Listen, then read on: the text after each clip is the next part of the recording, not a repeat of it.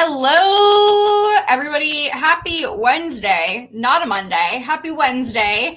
And welcome back to another episode of Pucks and Power Plays podcast brought to you, wow, words are hard, by Boston Sports Entertainment Network. You can find BSEN on YouTube, Twitter, and Instagram at BSEN_617. You can find Pucks and Power Plays podcast on Twitter and Instagram at Pucks and PPs Pod. You can also find the podcast on Spotify, Apple Podcasts, and wherever you like to listen to podcasts, or you can watch us on YouTube or Twitter. And I am Emily. You can find me at HyperEmi, and this is... I'm Liz. You can find me at Liz__Fraser. And we've got t-shirts and sweatshirts at BSEN617.square.site. That's the first time I've messed that up in a while. We've got hoodies and t-shirts for the podcast, for the Bruins, for the other Boston sports teams. So definitely check out the website. And we're back. It was Memorial Day Monday, so we've delayed this week. But a long weekend was needed. Rest was needed for some. Me. I am the some. I think we're all the some. We're just into that time of year right now where it's like, can I have 5 minutes? I just want 5 minutes to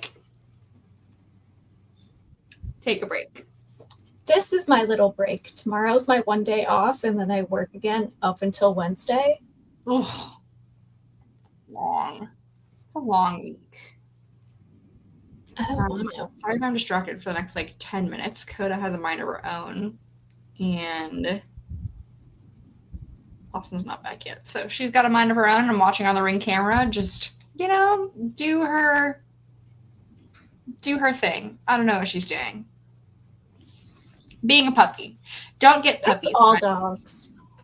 No, get puppies. Puppies are great. You can have mine. I will give her away. I'll take more dogs. I got 3. What's a 4th one at this point? Truly. Honestly, I'm good with the one. I'm good with 1 dog and 1 cat.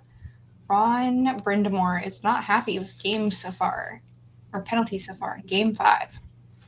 Ooh. So while we are recording, the Game 5 of the Panthers-Hurricanes series is currently on. We're on first intermission right now. So I guess let's go, what are these called? Playoffs first. That's hard. Words are hard. So we are in the conference finals now. We talked a little bit about this last week, but we've got Hurricanes and Panthers for Eastern Conference. We've got Oilers and Stars over on Western Conference. Currently, the Panthers are leading the series 3-1, and Oilers are leading the series 3-1. I don't want a Panthers-Oilers repeat. No. They're at the bottom of my list. I'm not here for it. It makes that series so long if we go to 7 again. I'll cry. I'll actually cry. Austin and I were talking about it yesterday, and I'm like, it's just if we go to Game 7, the travel between it all adds an extra day each time, which is what makes it so much longer. And I get why it's needed. They're far apart. It is needed. It takes you out of it because there's nothing else going on. Because throughout the entire playoffs, it's like there's one game literally every single day. Yes.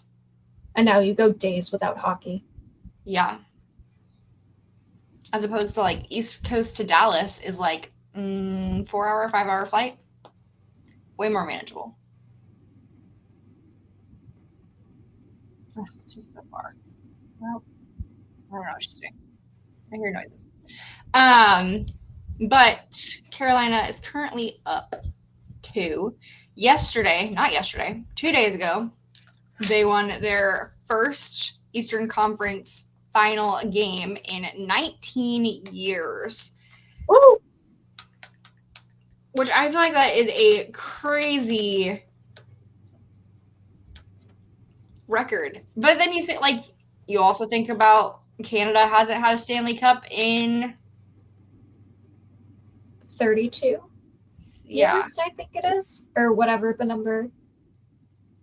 Which also, when we talk about that statistic, there's like, what, 5, 6 Canadian teams? Like, yeah, duh, the stats kind of line up for that not to be a thing as much. But, there was 30 teams. Now there's 32, but you only have 7 Canadian teams. It doesn't work. The math doesn't math. Mm-mm. Who do you have? You have Oilers, Canucks, Toronto, Ottawa, Montreal, Calgary, Jets. Yep. That's it. Yeah. I forgot about Calgary, to be honest. That's the team I was missing. They don't exist. It's fine. They're not there.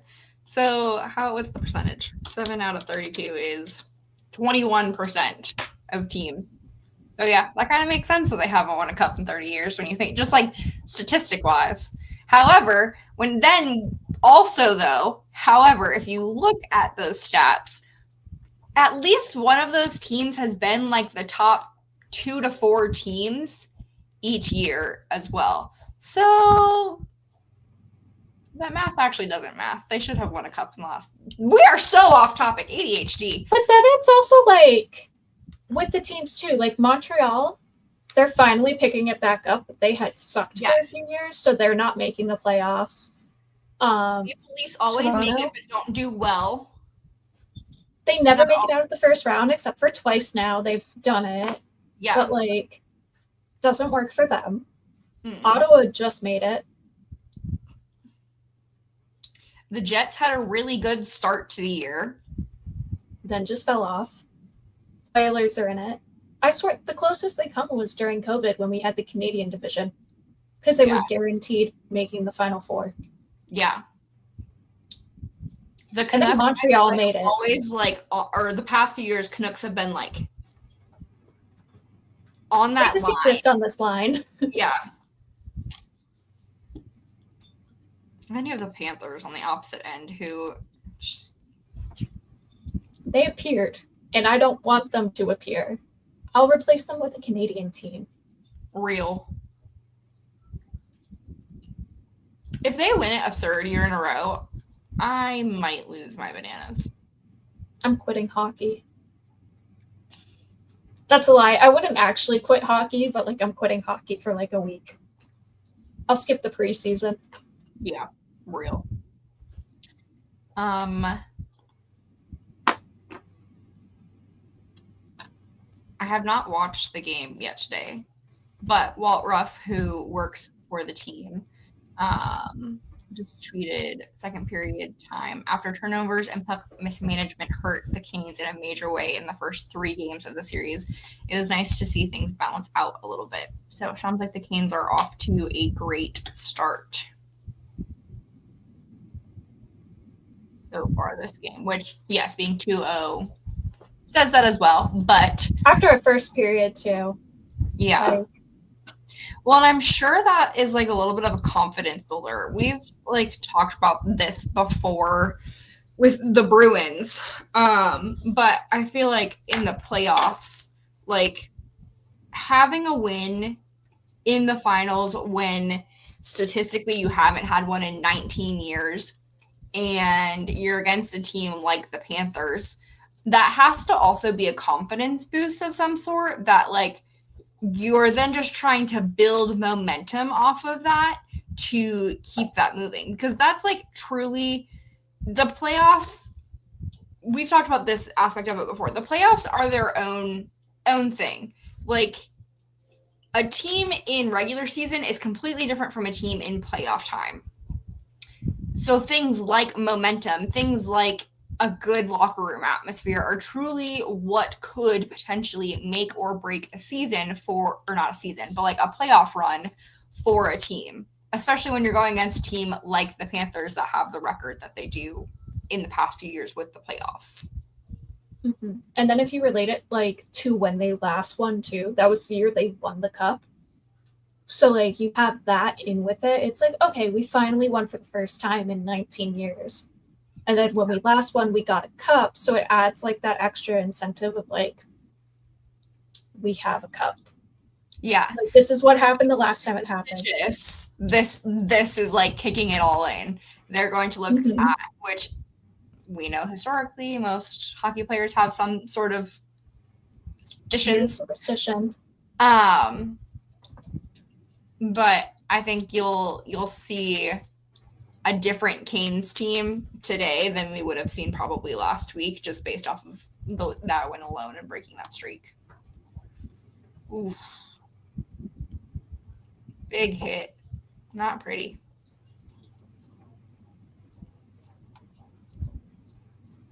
They're also doing a really good job defending. Whatever. Like, Florida only having 6 shots is insane. I know.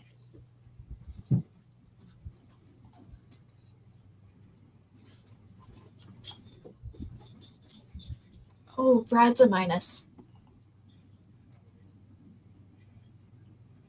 He's also only had, what, 1 goal so far this series, I think? I think so. My screen keeps going dark on my iPad. Yeah, he only has 1 goal so far in Game 3. No other points this series at all. No. And this is the other thing about these games. Game 1 was 5-2. Game 2 was 5-0. Game 3 was 6-2. Like, those are some differentials there. Mm-hmm. And then Carolina just came out for Game 4. Yeah, with a shutout, 3-0. Got 1 good one and then 2 empty netters. Mm-hmm.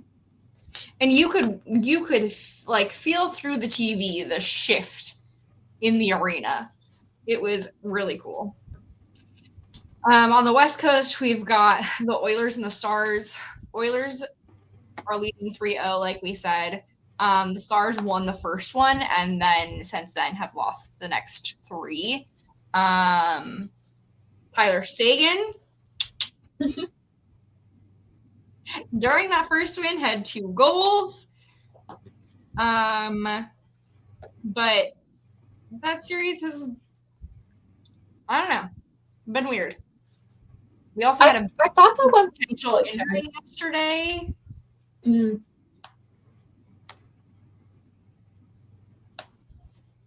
I don't know how I feel about that injury, but that series has been, I don't even know. Well, you have like the surgery now from, why can't I think of his name, for the Oilers? Hyman, he's getting surgery? Mm-hmm. That's what they said, right? I don't know. I haven't seen it. I haven't been on. I'm sorry if I'm lying to everyone. No, I'm looking it up. I swear that's what I heard.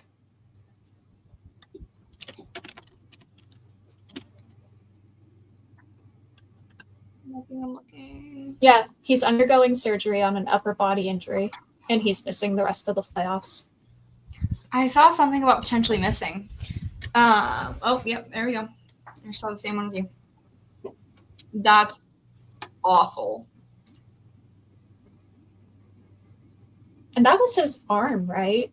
If I remember correctly. There was a few hits last night, and that wasn't even like a hit. That like, it was weird. Yeah. There was a lot of penalties in the game last night too.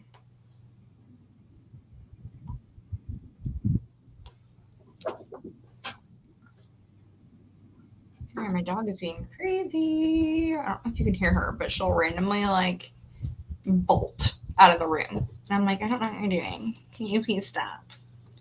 I swear she's chasing ghosts. Hello. Oh, how many schedule? Oh, there she is. I don't know if you just saw the little puppy butt behind me. Look at her tail. She's so funny.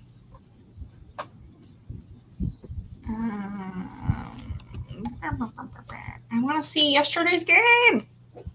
There we go. Box score. Nope.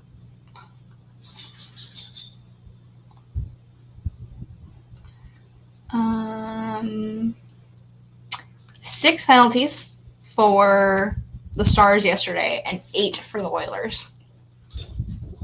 I feel like for the Oilers is a lot. Like that's a high.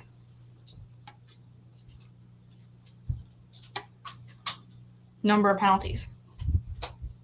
Stars have 61% of face-offs, though. That's crazy. Mm-hmm. Their hits are also, like, so different than I thought they were watching that game. Like, I feel like Dallas had more hits than just 23. Yeah. And I feel like the Oilers had more than 46. Like, yeah.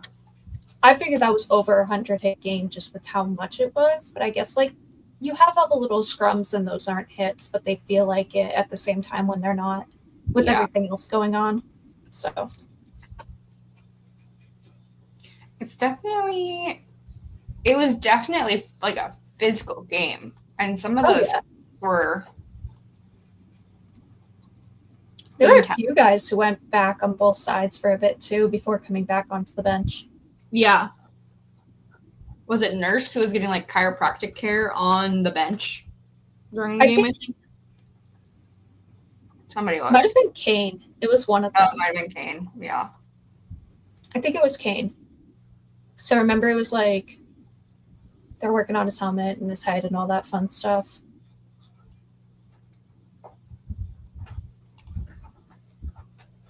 Ma'am, you cannot eat the office chair. Leave that alone. You can't eat the spare chair. Sorry. Sorry to disappoint. This is why you shouldn't get puppies, folks. Because somebody They're fun to eat the office chairs. Come here. Say hi. Look at her. Brat. See, I'm a little brat. That doesn't change. Waffles is turning 10 in 2 days, and she is still a brat. Yep. Yeah, I'm a little brat. I'm a spoiled little brat. She's so big. She's gotten so big. No, she went to the vet while I was gone, and she is 28 pounds. She was 10 when we brought her home, or like 12. Now she's 28 pounds. Like, I can't deal with this. I went and picked her up from daycare the other day, and the girl who was working the front desk, she goes to daycare every Wednesday. The girl who was working the front desk was like, dude, she's gotten so big. I was like, I don't want to talk about it. They're like babies. They grow so fast in like the first few years of their lives. Yes. Well, and they only see her at daycare once a week. So they're like, who is this teenager you brought us? I'm like, I don't freaking know. Oh my gosh, she's so funny. She keeps bringing new bones in here every time she runs in here. There are now 5 new bones in here since we've started 24 minutes ago. She's making her collection. She does. And then she goes back and eats the first one that she brought in. Yep. That's fine. But playoffs are going to be interesting to un-ADHD us.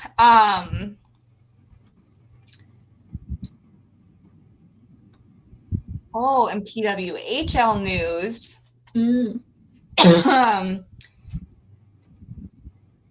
Protected players are due tomorrow for the draft.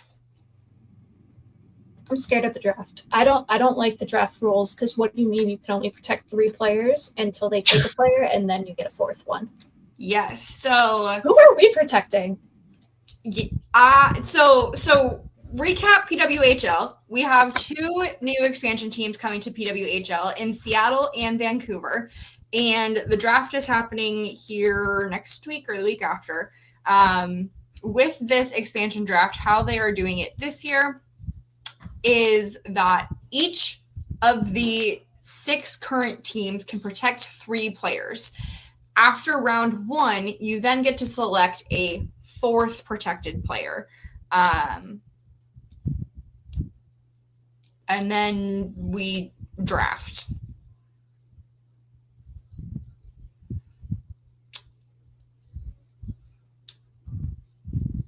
I don't know how New York's gonna get so screwed. literally. Oh, and Minnesota won for the second year in a row. Woo! Go Frost. Go Taylor Heisey. Excited for her. She's my favorite Frost player.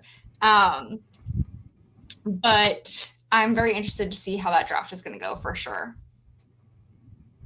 I'm very curious who the Fleet are going to protect because, like, just looking at their roster, there's 6 names alone that I'm like, you would want to protect, but it's like, who do you protect?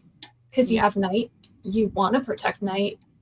You have to. And Frankel. You have to. Yeah, you have to protect the two of them. You have the best goalie, the first one to get, 1,000 saves in the league. You have Knight. It's Knight. You got to protect her. Like, especially with next year being her last year doing the Olympics, like, she's your captain. Like,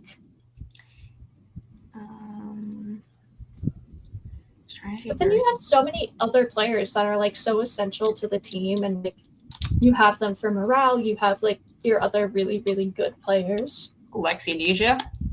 Mm-hmm. She, I feel like, is a locker room girly. I feel like she is the vibe in the locker room. Oh, there is nothing. I don't find anything right now on Twitter about rumors on who we're protecting. Well, it's also you can't protect players who their contracts are up, right? Like they can't be drafted. Yeah, they have to be already contracted for next year. If there is no contract, you cannot protect them, which I but feel they like also can't be selected. I don't know about that part. There was something about like no contract or with the contract or whatever it was, you can't be selected and you can't be protected, but it might not be the contract, it might be something else. Because there's like 2 different reasonings they had for why you can't protect a player. And one of them was the contract. Yeah, one of them is the contract. They have to be signed for next year. I'll have to look into PWHL draft rules. PWHL.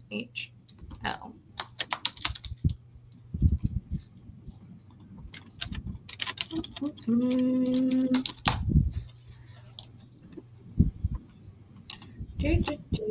see if we can find it easy. Of course not, because this happened before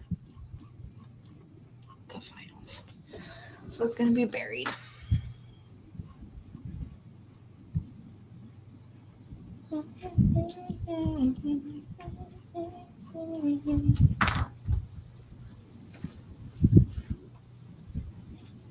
See if I can find it on their Instagram. PWHL official. Oh, okay. I found it. Wonderful. So players eligible to be protected have to be under contract for the 25-26 season or have their playing rights held by a team throughout the 25-26 season. And then expansion teams are granted a 5-day exclusive window to sign a maximum of 5 players. Any protected player or any player on an expiring contract is eligible to be signed. Interesting. There's no required minimum number of players who must be signed during that window. But a maximum of 5. No. It's the 5 is for the 5-day window. Got it. Yeah. And then Seattle and Vancouver select a minimum of 7 players each until they each have reached a 12-player roster. If one team enters the draft with fewer signed players than the other, it will be granted additional selections to reach their 12. So they can sign players, it looks like, before they actually get to the draft. Interesting. Okay, players eligible to be selected, unprotected players under contract for the 25-26 season, and players whose draft rights are held for the 25-26 season. So they have to be signed. Interesting. Ooh. Panther scored. Oh, and it's him? Power play, unassisted. I don't like it. I don't like it. I'm a secret Carolina fan. I'm going to admit it. So I'm really rooting for Carolina. No, same. I love them. I'm not a big fan of their coach. I won't lie to you.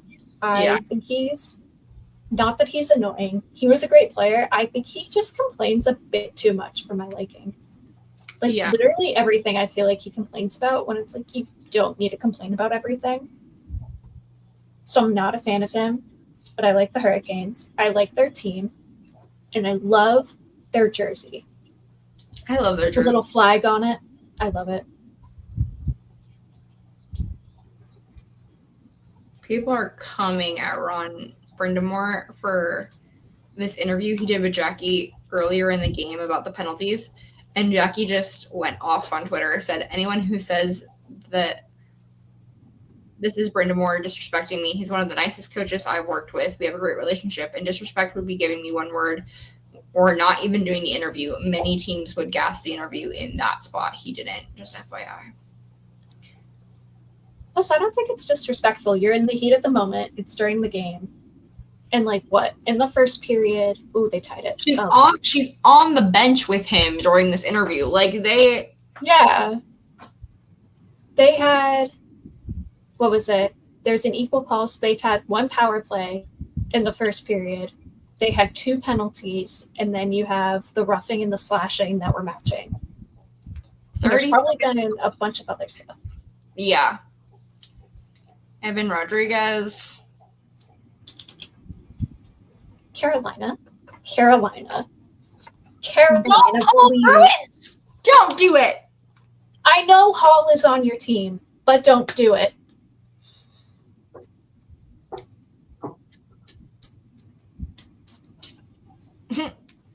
Ryan Whitney just tweeted, what just happened? The cat spoke up. Oh, man. Well, yes, the PWHL draft, I think, is going to be very interesting. It will be something that we don't necessarily cover, but we'll keep an eye out for. We'll cover-ish, but not really, because PWHL is very different from NHL. People who say it's not. On the 9th. It was on a Monday. So we'll chat about it then, while we're no, it's at 8:30, so it's after our pod. I'm just kidding. We won't chat about it. We could chat about the exclusive signing window, because that opens that'll be done. Yeah. A week from today at 9 a.m. and then it closes on the 8th at 5 p.m. Yeah, so we'll have those names by then. Yeah. And then the player protection list is due June 3rd at noon. So we'll see how that goes. That's on Tuesday.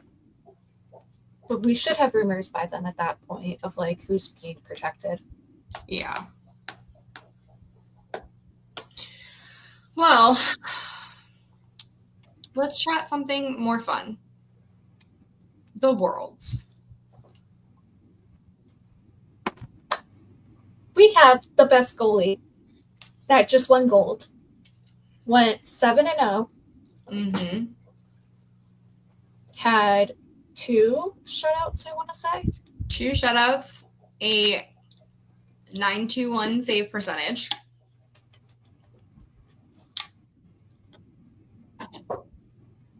And was in net when we won gold. Didn't let in a goal in the final game. Went to overtime. What were we doing when we were somewhere? We were out and about somewhere when the game was happening.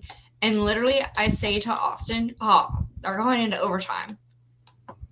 And then 2 seconds later, I was like, overtime's over. Like, it happened quick once we got there.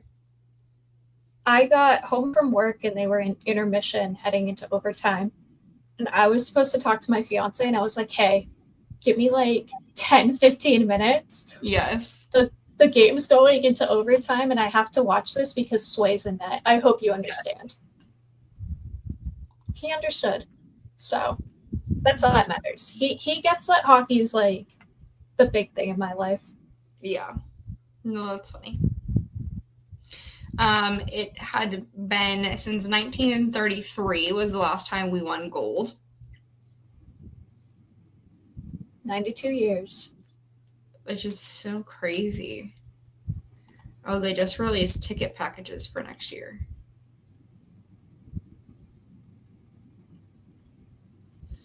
Returning to Switzerland after 17 years. May 15th through 31st.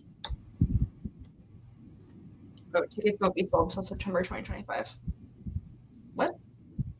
Oh, I don't know. They have the website already to purchase packages, but you can't buy tickets. Maybe they're just setting it up. Who knows? Stuff hurts my head. Truly. Oh, and our USA sleds team is also doing great.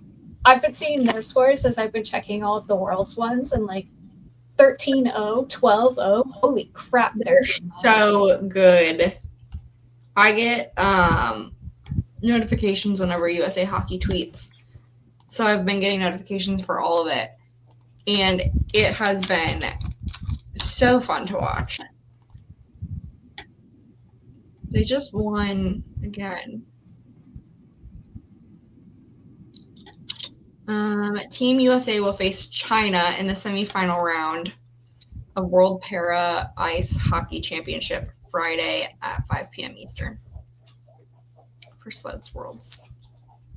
Let's go USA. I believe in you. I'm here for it. You've been kicking ass. Keep kicking ass, please. Truly. I love that USA Hockey is becoming so dominant outside of the Olympics. I feel like in the Olympics we traditionally do well. I feel like in the juniors we've been like in and out over the past like 10, 15 years. But I love like seeing this resurgence of like just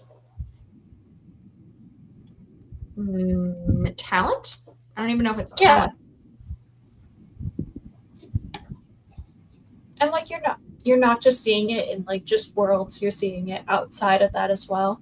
Yes.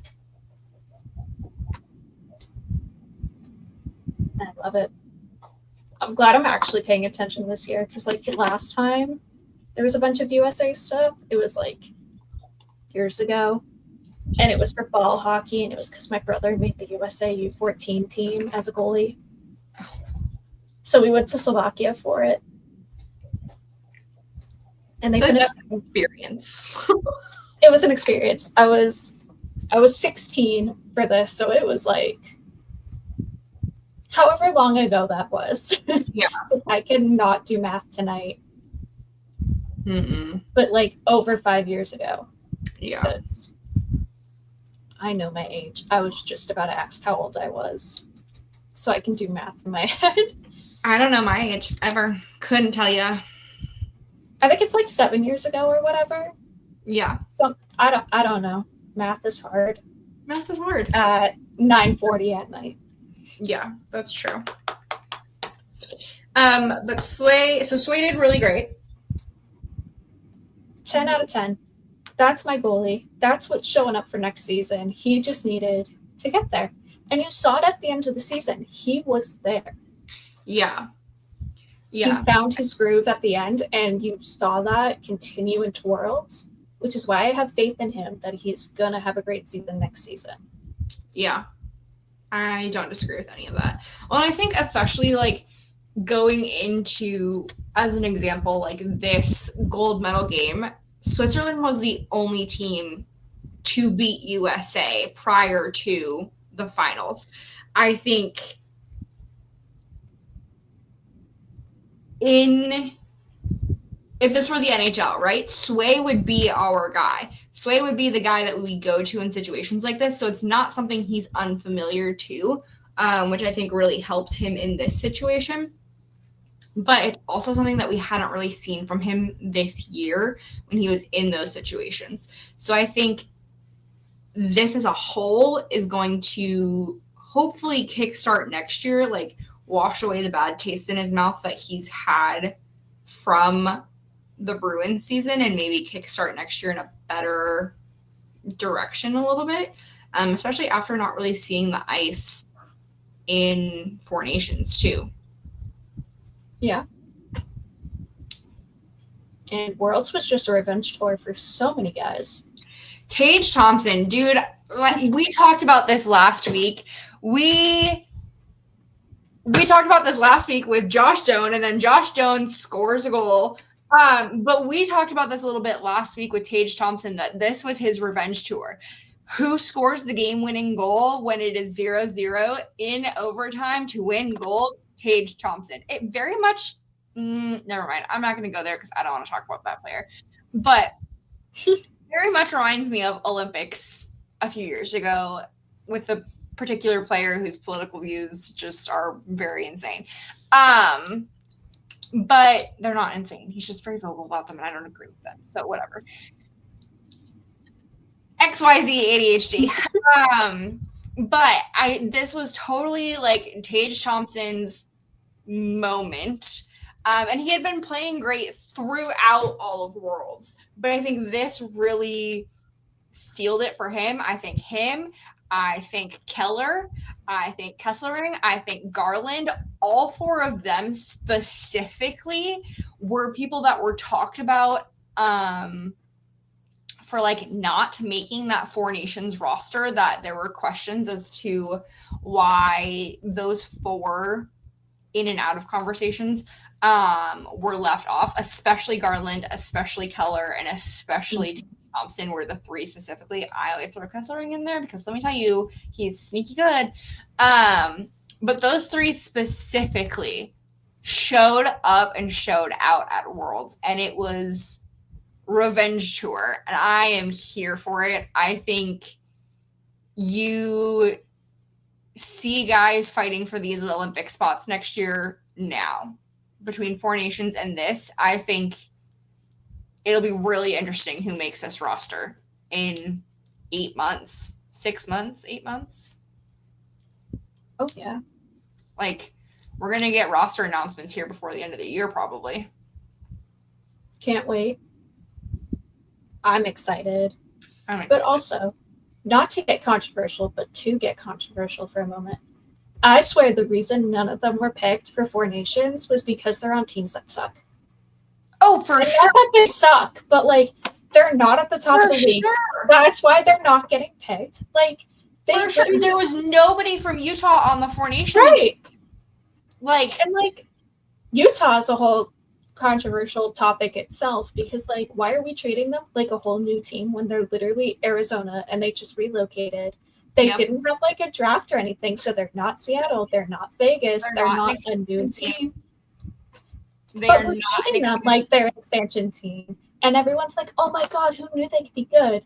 Everyone did. It's just Arizona had really, really crappy ownership that it trickled down into like, management and everything, which trickled into the owner set the standard for your leadership team. Like we've talked a lot about how the Smith family has truly, they have done so right by this Utah team, and they have truly just built something really great in Utah.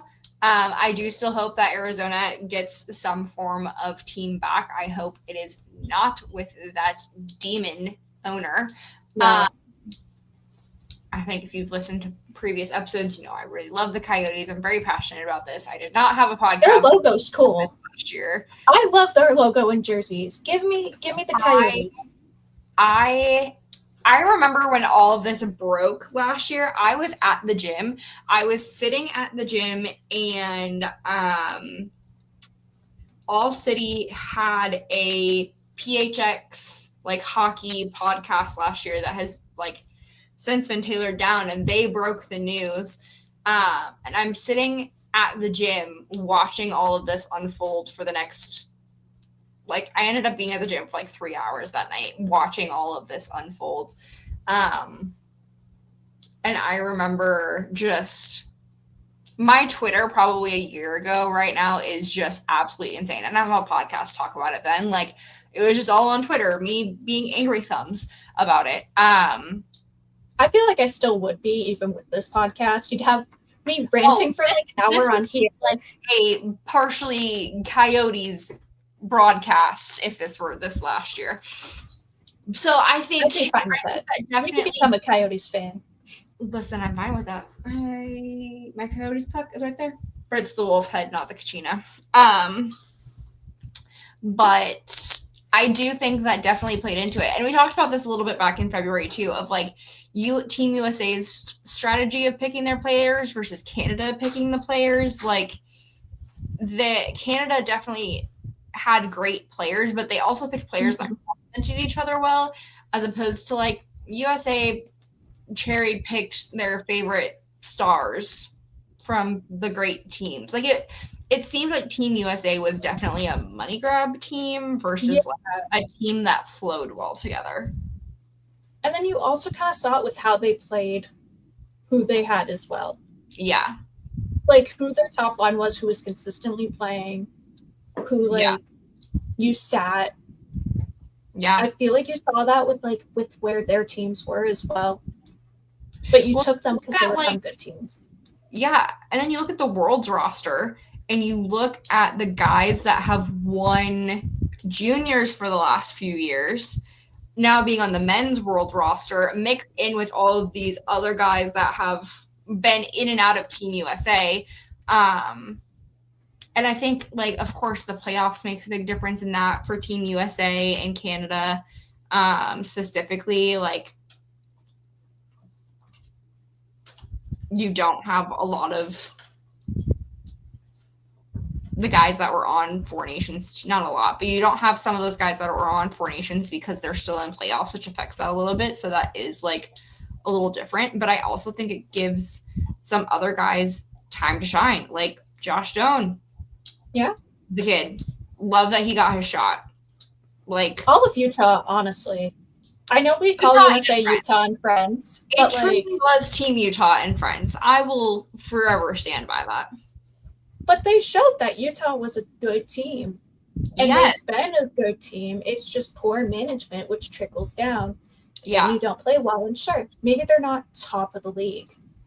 I feel like we can kind of agree on that. But, like, they're not a bad team like Arizona's been. Yes. Just because of everything you've seen. Well, and it's also hard to, like, play in a college arena that's not yours. And then with an owner who doesn't care about your team, so you're not getting stuff, so you don't really want to play because you already have people checked out. Yeah. And you really see it this year with how they're playing. For sure. Yeah, I think Team USA did really, really great. Peak and Lowry also did. They were so cute. They each had 1 goal and 2 assists, which I thought was funny. Peak was a +8 for the tournament. Lowry only played 5 games of the 10, but he was a +4. So I think that's pretty solid for what we expected from them. I truly did not expect Peak to play all 10. Again, what have I been saying? Underrated. He's a great defenseman, but no one talks about him. Yep. It's like Carlo's been his entire career. Everyone's like, get rid of Carlo. What happened when we got rid of him? We had issues on the kill because Carlo's fantastic, but no one talks about him because he doesn't talk, so he's not a big name. Yep. We have something else to talk about after this too. The news came out after our podcast last week, so we have to talk about it. We'll talk about that after we're done. In third place, so we beat Switzerland. In third place, Sweden beat out Denmark. Dear sweet Elias Lindholm gets third place.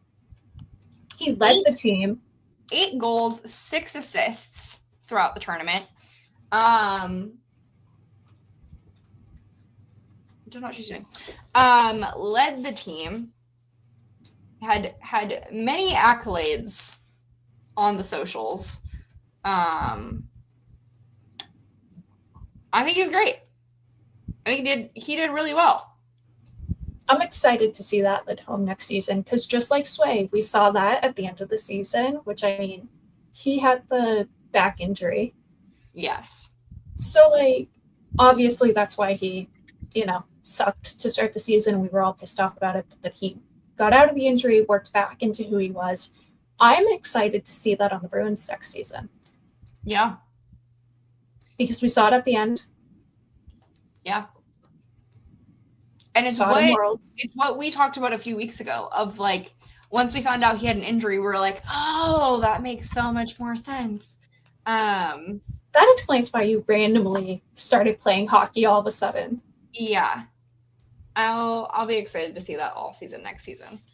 And then the final two Bruins that we had, both were playing for Czechia. So we had Pasta and Lauko playing. Pasta with 6 goals, 9 assists, a +7 for the tournament, and Lauko with 3 goals, 2 assists, and a +4, which I feel like is really good for him. And an injured jaw. And it sounds like Glory got injured. Yeah, I don't really know what happened. They never talked about it. Yeah. I have not seen reports much from it though. But Pasta doing what Pasta does.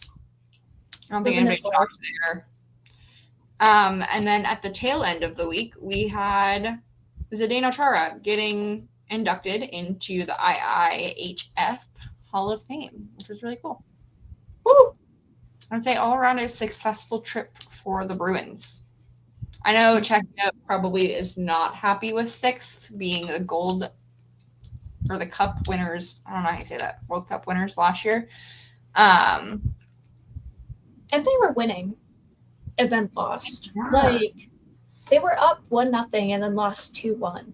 Was it Denmark that knocked them? Yeah, it was Denmark. Like, that should have been a win for them. Yeah. No offense to Denmark, but. No, it should have. Oh, I stopped paying attention to the Panthers game and the Panthers scored a third time. Oh, shoot. I haven't even looked at that game. Marshy had an assist, though. Marshy had an assist. So, okay, he can get points, but I want Carolina to win. Yeah, Brad can do well. Only Brad can do well. But, Carolina, where are my goals? Please. We need it. I really don't want to pay an Etsy witch right now. We will if we have to. I'll do it. I'll curse the Panthers for the cup. I'll make them get swept. I don't care. We strongly believe in Etsy witches here. If you don't, you're on the wrong podcast. We've talked about them so many times. I'm here for it. That's funny. But yeah, I think Worlds was exciting. I think between that and Four Nations, we got kind of maybe a little bit of an introduction into what Olympics are going to look like next year. I'm excited. I think it's going to be great. I think it's going to be really interesting. I think it's going to be interesting to see the rosters that come out next year. Also officially announced was that Russia will not be in the Olympics next year. I think we all kind of expected that, but it was officially ruled this last week that they will not be there. We have 2 announcements coming out of the Bruins camp. One confirmed, one kind of confirmed. Announced Tuesday morning. I don't even want to say it, dude. Was an extension, a 2-year contract extension for Don Sweeney as the GM of the Boston Bruins. I feel like the only logical reason for why he had to be signed was they were having issues finding a head coach without a GM. Because he was technically just loves him. It's 2 years though. Normally they give him like long contracts, if I remember. So I'm wondering if he's on he's on a leash, and they're kind of judging next season. And I hope that's the case. And I hope he goes away. That's a great point. But also, you got to send everyone else with him. You can't just. You need them all gone. It has to be that if we don't win or get to a certain like we don't make the playoffs or something. I don't know. Make it to the second. It has to be a contingent. Because 2 years is really short. Yeah. What was the last contract? Especially for their comments of the comments that were made at the end of season presser with the short shelf life of a coach versus a GM.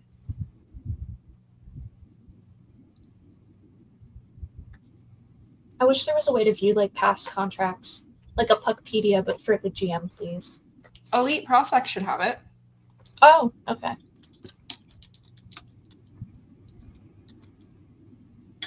I think Elite Prospects also, I think it is like Puckpedia has that, but Elite Prospects, I think, has it, like lists it through there. Words are hard, bro. Donzi. You should have like a staff profile and a player profile.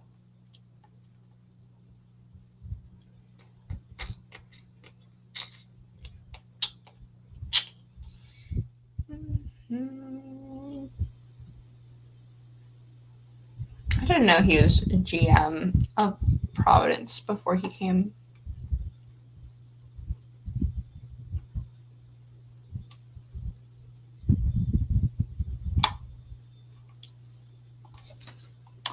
Don Sweeney contract.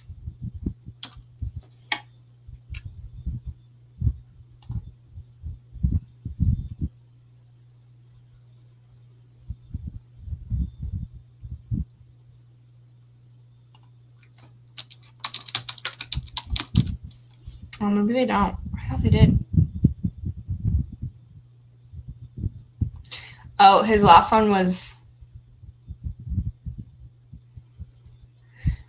his initial contract was signed in May of 2015.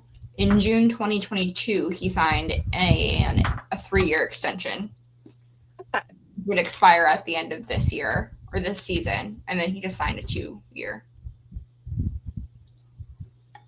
Interesting. Per Google AI. So take it as well, because it's Google AI, and it gets stuff wrong. Yeah. I remember I looked something up once, and it was something with hockey, because for whatever reason, my brain didn't want to, like, think, and I was, like, looking at teams. It listed, who was it? Arizona instead of Seattle for one of the divisions, and then listed Vegas twice as a team. And I'm like, that's not right, but okay. That's funny. I didn't know we had the Vegas Golden Knights and like I don't remember, but it was Vegas like Stars or something. Like they combined 2 teams, and I was like, okay. Yeah. Good to know. Yeah. That's funny. Nope. Oh. Well, and the unconfirmed one has kind of been sitting in the comments since the beginning of this show. We weren't ignoring you. We're just waiting to get there. Unconfirmed, confirmed, rumored, waiting for the announcement. Should be getting it anytime. Is that Marco Sturm will be the new Bruins head coach. I'm not mad about it. I loved him as a player. Little Liz would be screaming right now as she saw this. Yeah. I was obsessed with him. I had his Elite Prospects page pulled up, and then I closed it. Oh, Sports Illustrated. Oh, have reportedly filled rookie name at the NHL level. Mm-hmm.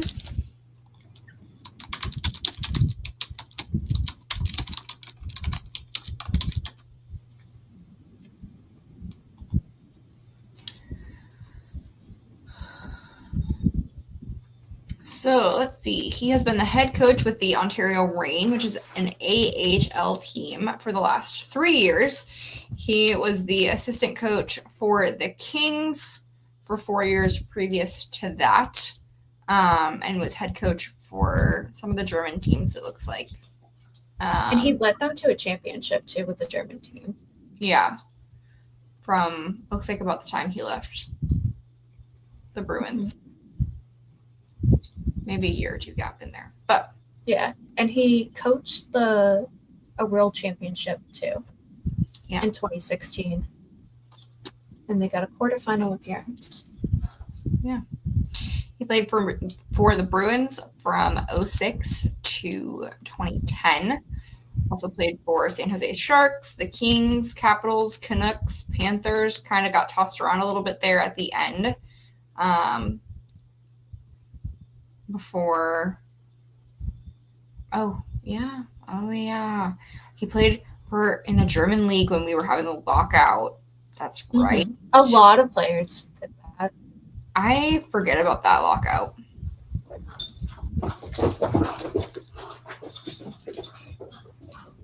Can you hear her running? I can. I just heard that. She was like going for it. That's so funny.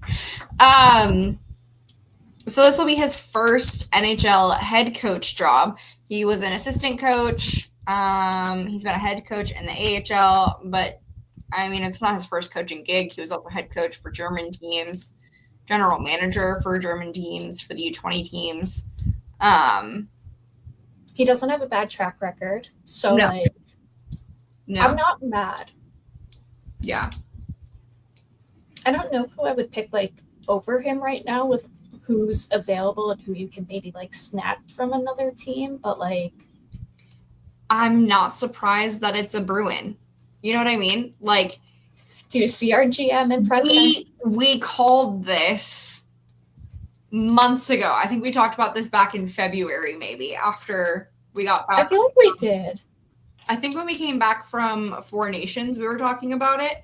But I think we talked about Char Bergeron for fun. Yeah. But we said it was going to be somebody who has Bruins knowledge. Mm-hmm. Could have been Kelly moved up. Could have been. But I don't know how that would have gone.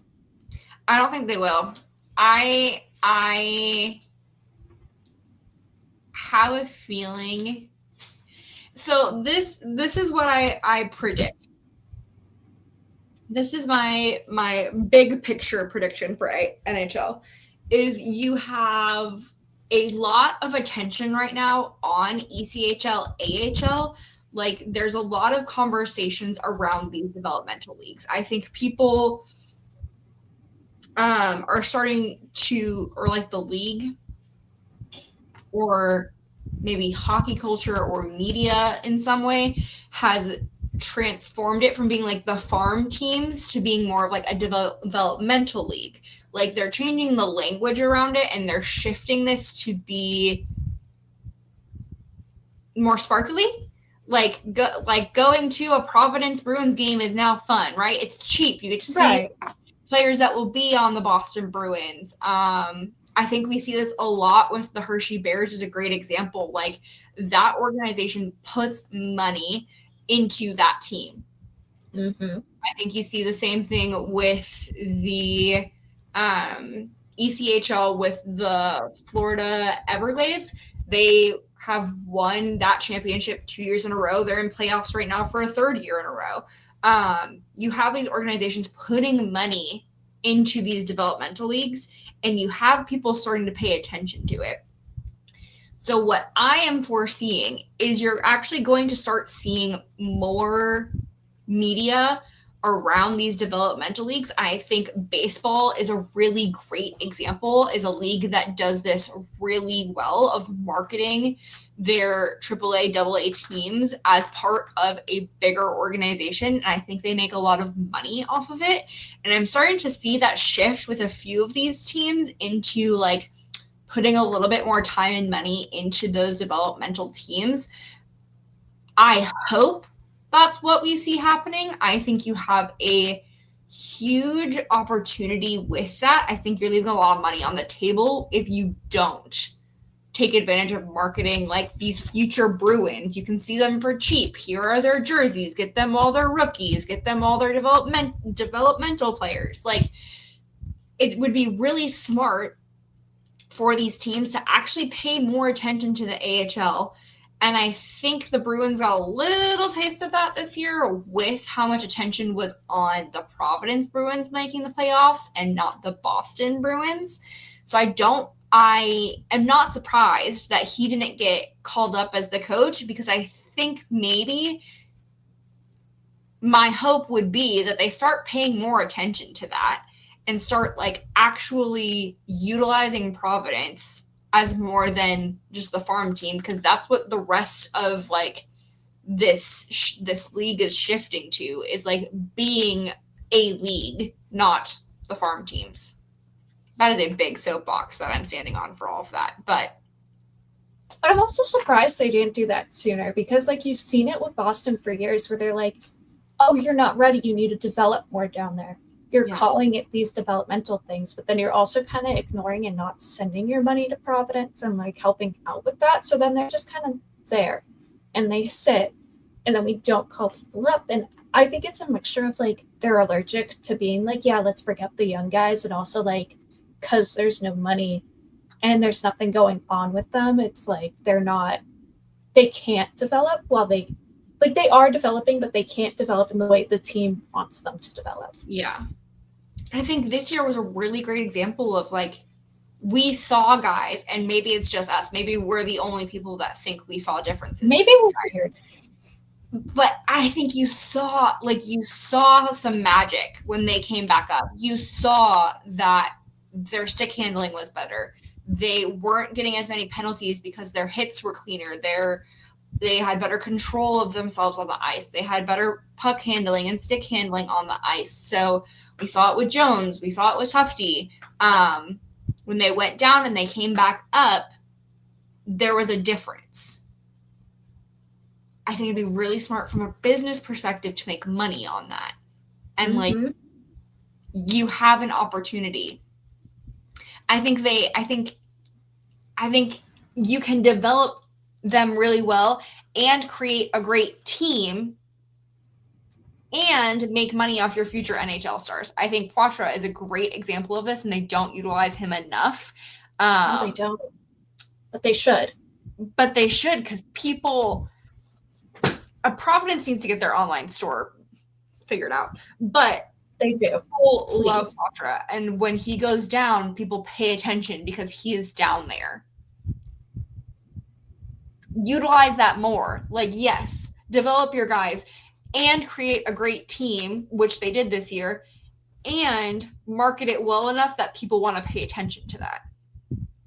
And we also got so many guys too, like at the trade deadline, that stayed with the team, but then when we were eliminated and playoffs started and we weren't playing, we sent them all down to Providence. Yeah. You have so many guys that are like in that in-between right now of NHL, AHL, that'll all depend on what this free agency looks like on where they end up. Because if we get big names, like if we get Marner or something, they're gonna stay in the AHL. You're not gonna throw like Marner down for one of them. But like we don't get any big names, we're probably gonna have a few of them up with the team. Yeah. Or more than a few. I'm expecting at least like 2 of them to be with the team. I'm not sure which 2 out of all the players that went down, but at least 2 to start the year will be with the team. Yeah. It's just a matter of who we sign then during free agency, if it will be more. Yeah. This free agency is big. We have a huge amount of guys from Providence and Bruins that expire this year.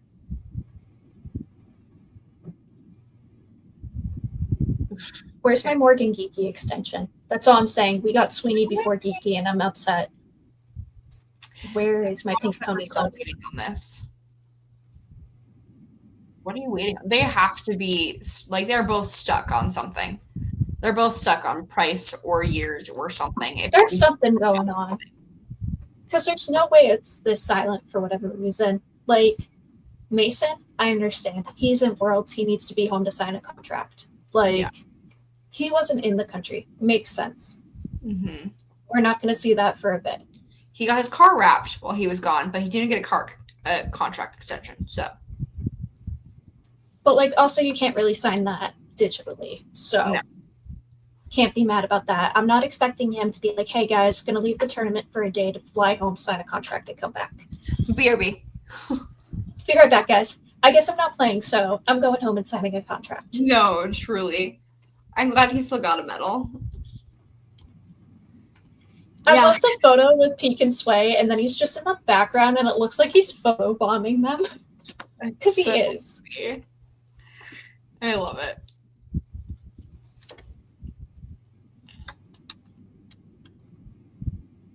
Third period start. Ooh. In completely unrelated news, Fifth Harmony to reunite without Camila Cabello. Who could have seen that coming? I think it's going to be an interesting few weeks. Well, when we come back next week, we'll know who's going to the Stanley Cups. Stanley Well, Cup. hopefully. Yeah. If it doesn't go to a Game 7, if it goes to a Game 7, we should at least know one. We should know this series. Yeah. The other series will be going on during the pod. Game 6 will be Friday, so Game 7 would be Sunday. Yeah. Yep. And then Game 7 for Dallas and the Oilers would be Monday. Yeah. So we'll know at least one team come next week. Maybe two. The guaranteed one. It's terrifying. We might know a team tonight. I hate that. I hate that so much. I hate that. I hope Florida. The Panthers. I want Carolina or Dallas. My order: Carolina, Dallas, Carolina Oilers, because I love Carolina. Florida, Dallas, Florida Oilers. I just don't want Florida Oilers. They're number 4. I want Carolina. I think Carolina and Dallas, they play each other. Such a cool story to have Canes and Stars. Like, yeah. They complement each other, but they're so different at the same time that it would be such an interesting series. Then you have the story of, like, the big trade between them, so 2 former players going against their former teams. Like, yeah. They need to rewrite the script right now. Eject half of the Florida players right now. Right now. I mean, no matter what, we have a former Bruin winning a Stanley Cup at this point. We really do, because, let's see. You have Archie, Greer, Sagan, Nozick, Freddie. I'm trying to think by every team, because Florida's Nozick, Greer, Boquist, Marshy. They have a 5th player, I feel like. It's not Rodriguez, is it? No. Do they have a 5th player, or am I insane? I'm insane. They don't have a 5th player. It's just those 4.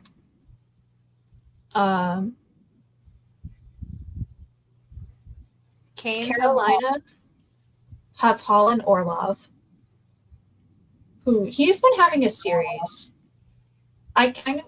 He had a really, really bad game. I think it was game 3. Orlov or Hall? Yeah, Orlov. He had I choose to ignore his existence on the Bruins. He had like an own goal. He was like a -4. Yeah. When it was like, I don't know what he ended up being for the night, but when it was just 4 goals before it became the 6, he was on the ice for all 4 against. Like, he had such a bad night. Awful. Oilers, we have Freddie. And Jones, but I don't think he's played a playoff game. I don't think so either. Dallas, there's a few, I feel like. Say again. Mm-hmm. And then I'm looking at their roster who played last game. That's all I need to know.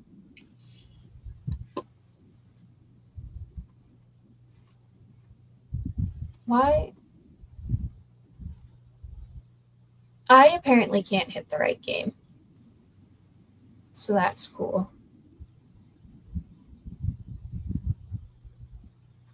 Corey Prairie getting a power play goal made me want to throw up. Ew. But then he also got a penalty. Not much better about my life. I guess it is just Sagan. Who did I think they had? I thought they had Johansson. But he used to be with Dallas. That's what it was. I think. Or I'm insane and just imagine from there. So fast that what is happening? I have to hold on. I'm screen sharing. Give me a sec. Hold on. Let me remember how to screen share. I'm aware I do this every week, folks. I still don't know how to do it. Okay. We don't understand technology. It's okay.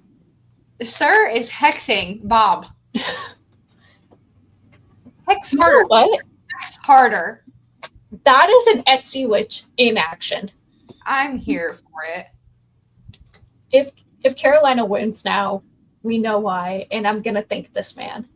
Look at Bob just watching him, being like, dude, what, you good? He's like, what the hell you doing?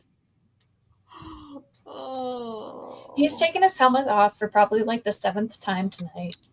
But that one was his own will of actually taking it off without a puck near him. Oh, well, and that's not a dig at him, but it is. Because what do you mean? You take a shot from a puck and your helmet pops off every single time. Every time. That's not it's his fault. That's also a safety concern because why is your helmet not strapped on properly?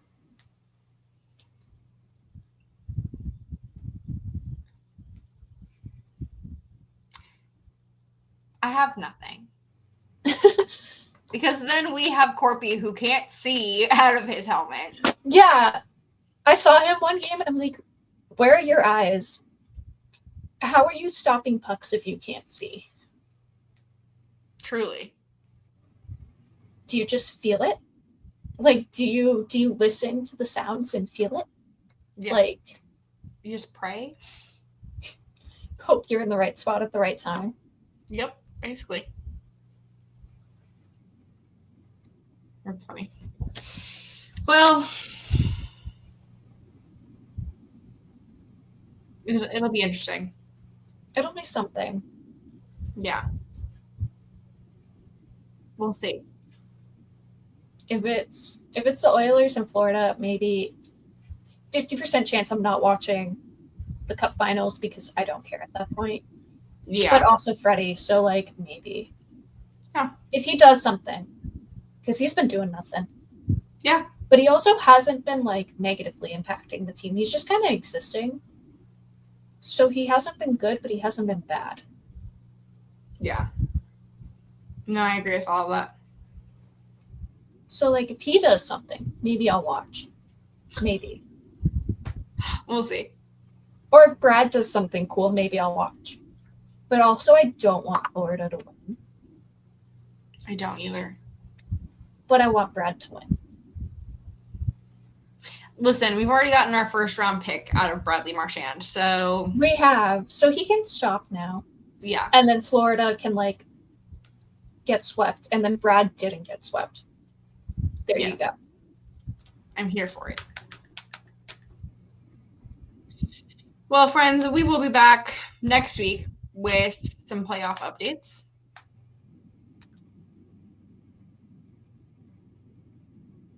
And who else knows? A geeky contract extension. Maybe an official head coach announcement. Maybe an official head coach announcement. We will see how that all works out. Maybe more players. Who knows? I just want to get playoffs over with at this point. I want to get to free agency because this is like a fun year with a lot of big names. Yeah, it's going to be really interesting. Mm-hmm. Oh, I don't want to read this. More stuff about the Hockey Canada trial. Oh.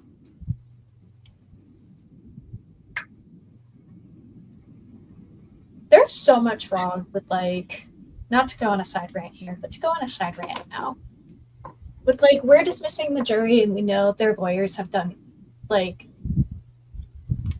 have talked to them about stuff that we have to dismiss the jury now twice, and it's the same person twice, but they're still allowed to represent them when they've actively caused an issue multiple times, and they shouldn't be allowed to represent them anymore. Yep, something, I guess, came out today about essentially the negligence of the cops. Oh. I don't even want to read it. I don't even want to look at it. I know it's just going to make me spiral and be angry at the world. It's going to make me hate everything, but, like, EM, so proud of her. She's so brave. Truly. And to do the cross-examination that she did for, like, what was it, 7 days or something? Like, queen. She is a queen. We send all of our love to her. All my love. And all She's the fantastic. to those men. She's great. Those men suck. They can rot. But she is great. The worst part, we said a few weeks ago we weren't going to talk about this. But I feel like to address it without addressing it, there is no, how do I want to say this? Like, in the court of public opinion, you cannot look at this case truly from start to finish and tell me that these men did absolutely no wrongdoing in this situation. Mm-hmm. The issue with all of it is Hockey that football. other people's negligence are going to allow them to get off with nothing. I'm going to be so upset when that happens. If it happens. Because they will still be allowed to play professional hockey and make millions of dollars after this because the hockey world and hockey culture does not care what these men did to her. Mm-hmm. And that is frustrating.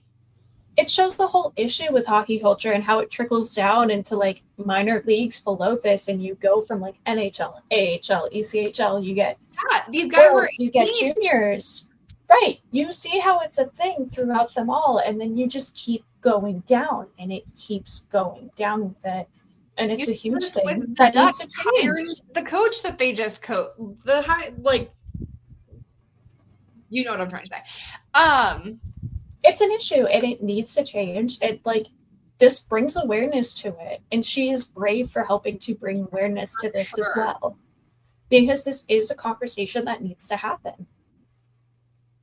Of hockey culture is incredibly toxic, and it needs to change. Well, and it's so interesting because I work in, like, the field of, like, education for college students, and I work with vendors who specifically do education on college campuses I work with one vendor who specializes in sexual assault prevention and awareness, and she travels to college campuses across the United States providing this education to college students. She works with fraternities and sororities and sports teams specifically to provide this education. She recently went and spoke to Tennessee's football team, and talked to them about this. And it's so interesting because I compare football and hockey with, like, the differences that outwardly we have seen in those two sports cultures in recent years.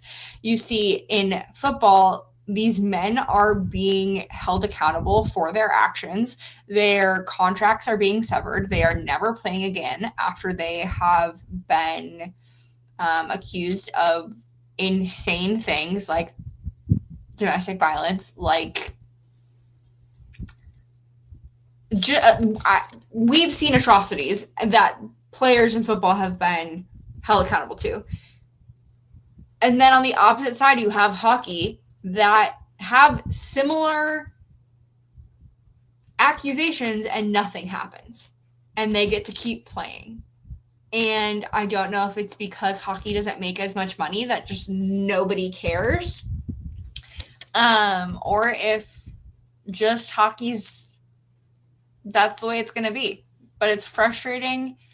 I think I speak for myself, but I think I speak for some women in the sports industry. I've seen this on social media a lot over the last few weeks.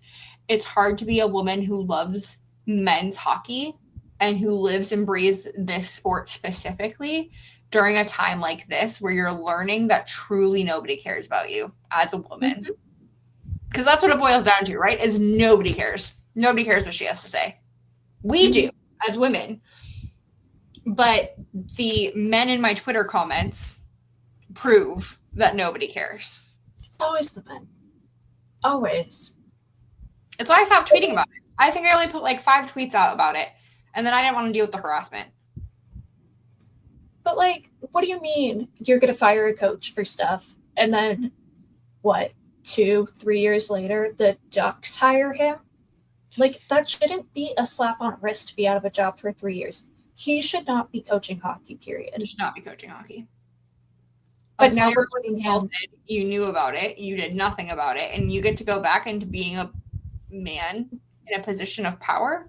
In that exact same position of power, just on a different team. Like, that shouldn't be allowed. It shouldn't be a thing. All the guys from the 2018. They should not get contracts again. And not even just those 5, but like the other stuff that has come up, like with the text messages and how they've been in the room and just saw it happen. And we're like, oh, yeah, no, she was crying and they were being mean and they kind of left her in there, but I didn't get involved, so it's not my fault. You knew. You knew what went wrong. You knew it was wrong because you were sending messages being like, we have to get our story straight.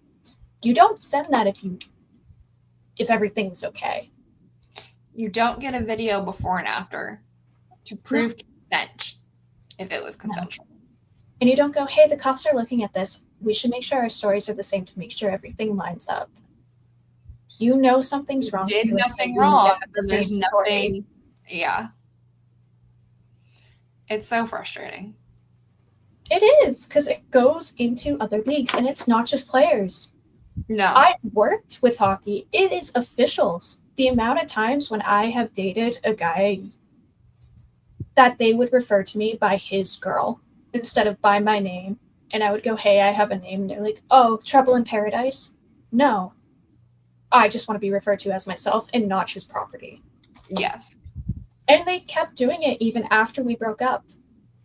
I was still referred to as his. I was never Liz. I was always his girl. Mm-mm. People find that romantic. I'm like, no, thank you. We weren't dating. We broke up. I'm not his anymore, and I was never his to begin with. Oh, I'm my own person. I'm trying to make an appearance. Ma'am, you cannot be on my desk. Okay, now Biggles is jealous that Coda was on.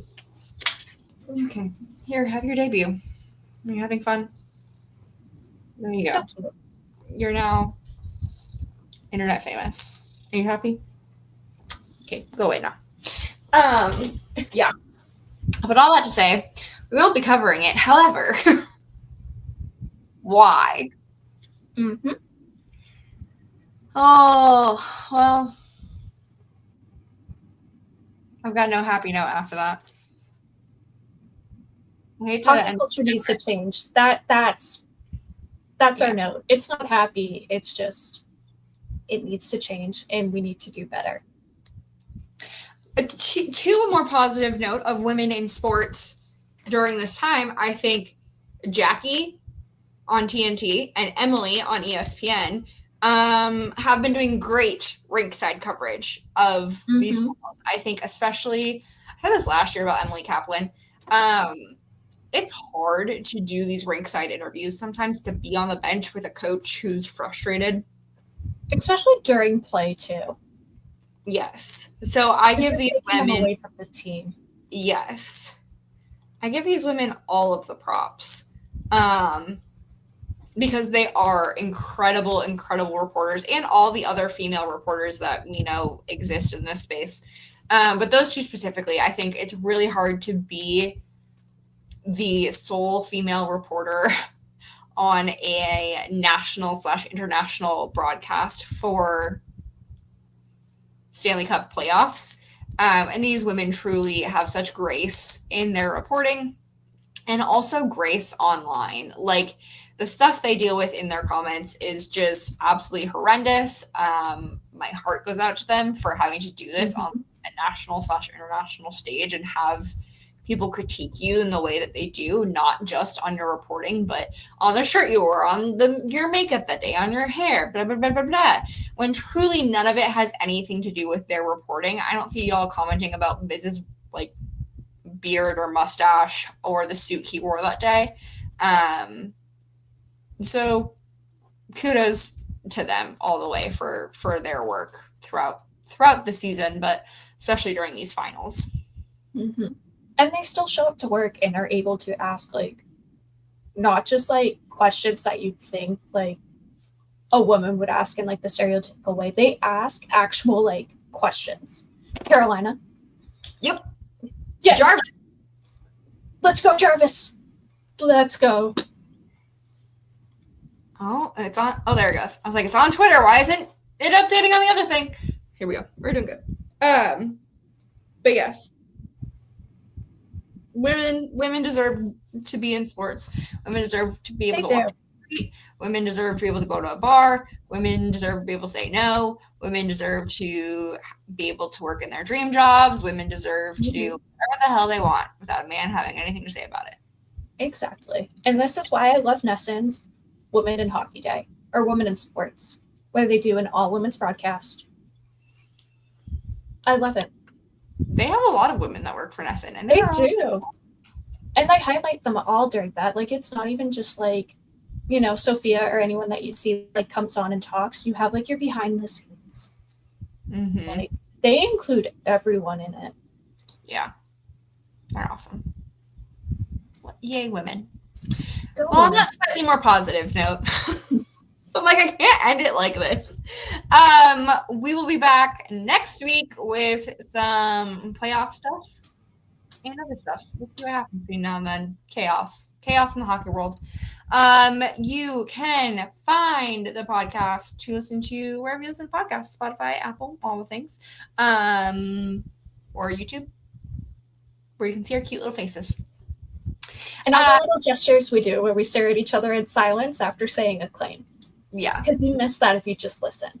Real. I think our facial expressions truly make the podcast, honestly. You can follow Pucks and Power Plays podcast on Twitter and Instagram at Pucks and PPs Pod. You can find Boston Sports Entertainment Network at BSEN_617 on Twitter, Instagram, and YouTube. Buy our stuff, buy merch on bsen617.square.site. You can find me on Twitter at HyperEmmy. You can find Liz. Where can they find you? You can find me on Twitter at Liz__Fraser and buy all the merch. Don't just buy a t-shirt because it's summer. You're not in New England, but New England, it was just 45 a few days ago and we're back up to the 70s again. You need that sweatshirt too. Get it all. We're in the 80s and 90s and I want to Yeah, no, we were like 70s, 80s, 45 for 2 days, back to 70s and 80s again. Like, you need the hoodie and the t-shirt.